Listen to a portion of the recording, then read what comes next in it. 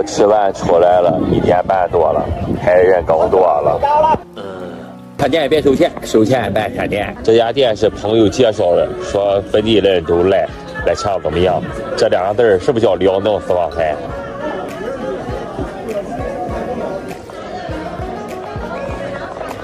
这家店是提前2天预定了，不然又要在外面排队了，真是很火，是当地人推荐的，说很好。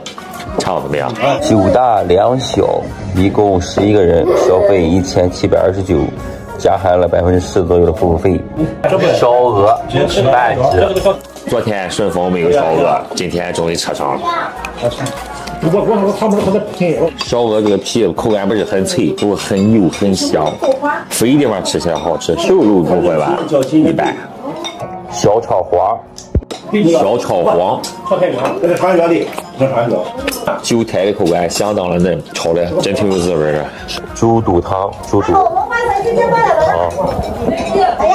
猪肚汤是瓦罐煮的，然后汤是分开的。先吃个猪肚，瓦罐已经给它压得很烂了，要不那味有点腥。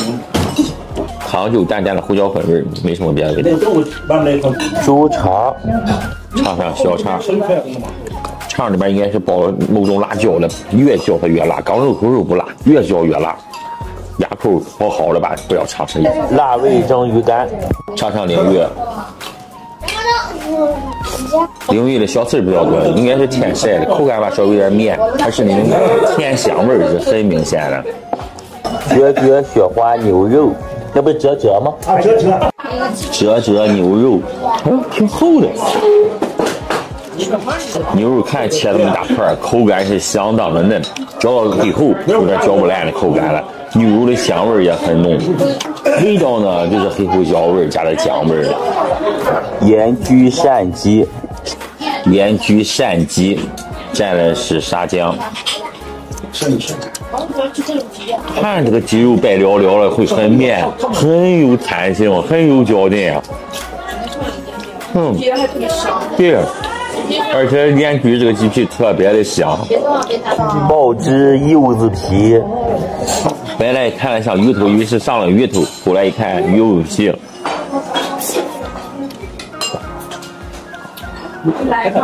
有点咸，稍微点甜味，再加上椒鹅汁儿，有点肉味，口感吧，真一般。整个菜可能是我吃不大惯吧。盐焗乳鸽，这是40，盐焗乳鸽这是1/4。那个深圳光明的乳鸽是最脆，乳鸽吃起来外皮挺香的，也是口感油油的。这是里面肉也稍微有点没烤干，这味儿挺足。个人感觉他们家菜量不算小，11个人11道菜够了。味道呢，烧鹅、鳝鸡都是不错的。